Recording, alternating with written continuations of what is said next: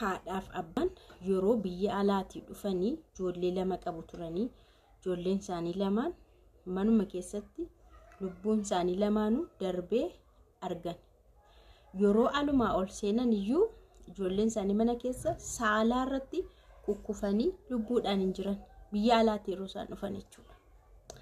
Mudannoo akkasii yeroo nama mudatu akkam jedhanii amanu ijoolleen kunii faana haasaa turanii galgala faana haasaa turanii waan akkasii nu bitaa kottaa waan akkasii nu bitaa kottaa kana waan ittiin taphannu kanan barbaanne sanan barbaanne dhaniitu itti bilbilachaa gagammadaa galgala sana of shaaworii seenanii maal babbareedanii bakka warri isaanii ganama bariidhaan hin dhufu waan ta'eef ganamaan seenu waan ta'eef eegu garuu akka isaan yaadan osoo hin taane gaafa isaan qaxxalatta'anii mana gahanii ijoolleen lamaanuu nagaan isiniif haa ta'u kabajamtoota hordoftoota akkam jirtu nagaa keessanii ani baay'ee nagaa ku galata waaqaa ta'u baga jiraattan magaarra geessanii mudannoo baay'ee ajaa'ibaati jechuudha.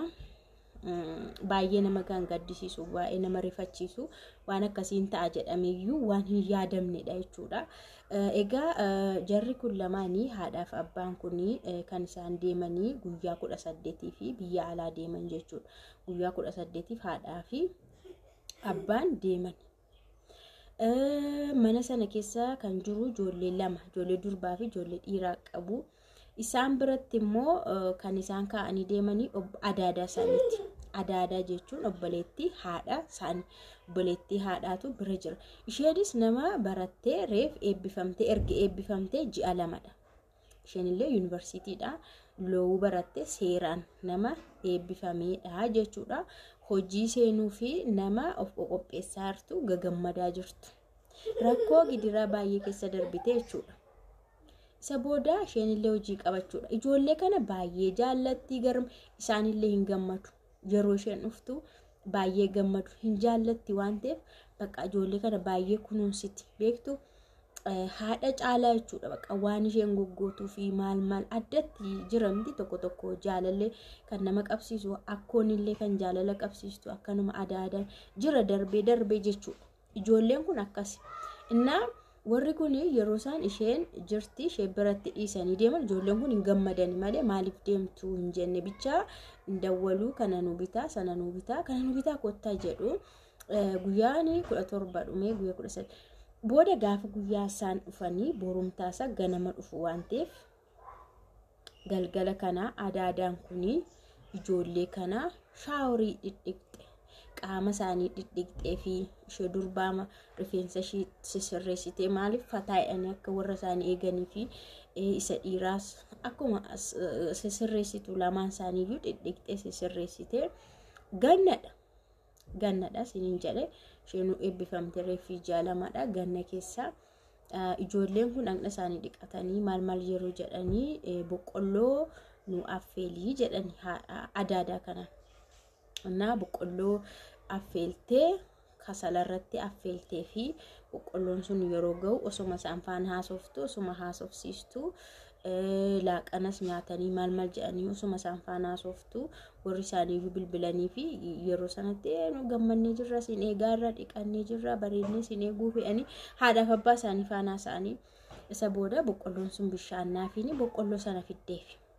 Boqqolloo sana nyaataa jiranii nutti qorreedhan manni kun hindi lallaa'e nutti qorreedhan jenna bokkaanis roobeera gaafa sana kan akkuma ganna ta'ee jirutu maal gootee kasala sana fiddee isaanitti haa'u manni isaa ho'u jettee kasala fiddee keessee fi bakka haasa'aayuu jettee fooxaa sitti uffistee haasa'a bakka nammoo dhaqeenii irbaatan hojjedhaa jetteetu kichinii deemtee jechuudha. Kichinii deemtee achitti bilbila haasa'aa jechuudha. Hiriyoottan shifaanaa haasa'aa gagammadaa haasa'aa irbaata hojjette. Irbaata hojjettee achi kaatee irbaata erga xumurtee kaatee qaama ishee dhiqatte. Qaama ishee dhiqattee immoo as deebitee aannan danfiste. Aannan danfistee bubbuustee bishaanis gootee wal faana fiduudhaaf jechuudha. Achi gidduutti maachas deebitee ijoollee kanaanii harka keessan niqadhaa irbaatan sinii fidaa jettee. galgalaa'ee waan ta'eef yeroo akkas jettuun ijoolleen dhageenya ijoolleen kun nyaata nyaatin achumaan dadhabanii rafanii jettee nyaata sana irbaata sana fiddee warcumarra keessee fiitu ka'aa jettee akkana sosochoosnaan hin jiran jennaan inni tokko asii gadi kufeera inni tokko as ciguukuuf hin jira sochoosnaan uumaa callisuu bakka hin dubbatan maanni tinnaate achi booda ofuma wallaalte bakka maanni maaltu ta'e jettee achi isheen batatatti jettu gaama shaaworii keessa baate shaashii haphii wayyuu hidhatteetti achi shaashiin ishee ituma isheen akkas jettu shaashiin ishee bu'ee kasalmaan dajaarra bu'ee hin aare isheen immoo maal goote balbala banattee bayi xirrig hin badde balbala hin qollofne garuu akkanumatti deebi'aan hin jiru balbala hin qollofamne akkasumatti iddoo isheen buute iyyuu hin dhabamte ijoolleen kun galgala sana akkasumatti bulan mana sana keessa du'aniiru maal tajjeese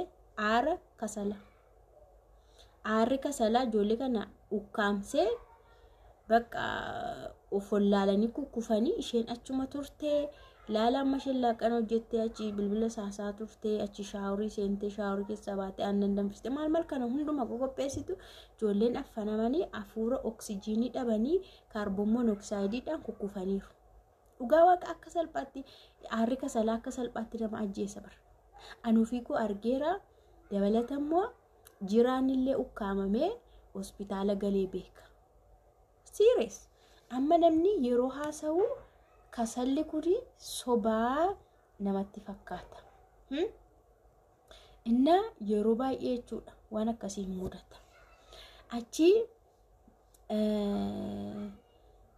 isheen baate hin badde halkan sana sa'aatiin gara 2 darbeera manni sun akkanumatti bule humtuu seenseenne maalis humtuu dhufne balbala qumatti deebi'etti bule warri kee ganama kee sa'aatii 3 dhufan haadhaaf abbaan qaxxeedhanii bilbilaan hin jiru bilbilaan isheen hin kaastu bilbila illee maani ijoollee fiddee nu asimattu jedhanii ma bilbilu gaabboo eerpoortii hin jiru achi qaxxeedhanii mana naafan balballi itti deebi'aadha seennan ijoolleen akkuma nama ciiseeru naa achiitu kan innaa bu'aama innaa alfoodhannaa hin jiran ijoollee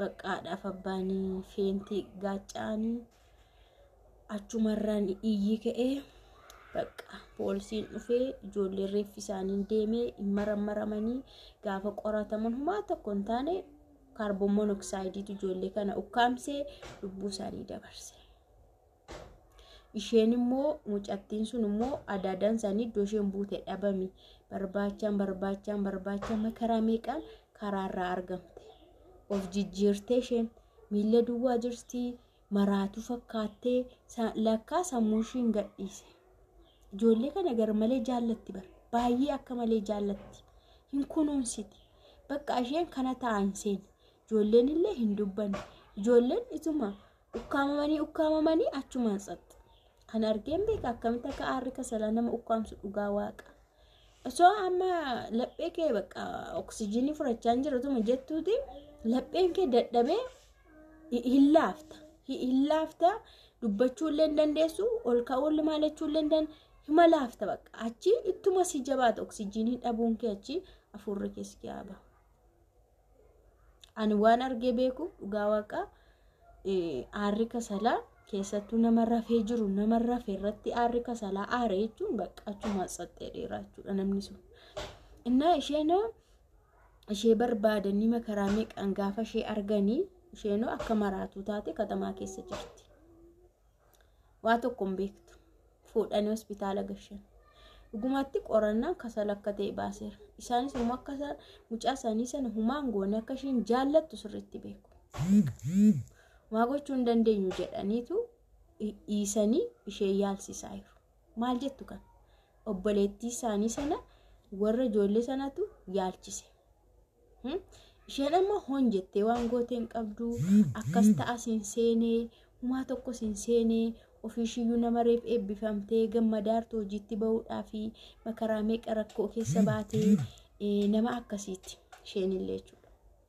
Innaa kana hunda dhiisanii haati abbaan ishee yaalti haga ammaattu hospitaala jirti isheen haga ammaattu sammuun ishee of hin beeku bakka hin gadhiise.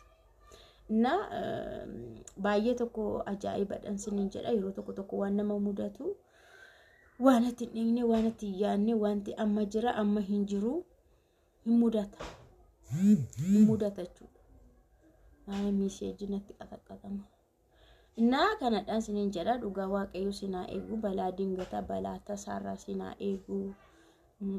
Yeroo akkas namni waan akkasii haasa'u diraamaa fakkaata fiilmii fakkaata garuu exactly dha. Yeroo tokkollee viidiyoo sin hojjedhe magaalaa Finfinnee kana keessa obbolaa durbaa lamaanii biyya Arabaa deemuudhaaf qopha'aniitu halkan sana kasala qabsiisanii maal hojjetanii halkan sana jechuudha. Kasala qabsiisaniitu tsoomii hagannadha kunis tsoomii keessadha. Tsoomiin akka borii hiikama waan ta'eef waan nyaataa hojjetaa turanii dadhabanii dhiqatanii waan itti qoorreef kasala sana fidanii miilla isaanii jala kaa'anii rafan lamaan isaanii jechuudha. Waan isin dhibu ganama hin jiran lamaan isaanii obbolaa lamaan durbala.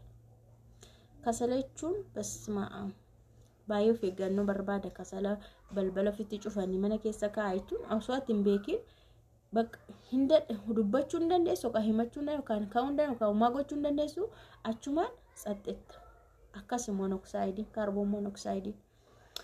Na akkasii sinin jedha waaqayyo sinaa eegu sinin jedha baay'ee rakkoodha.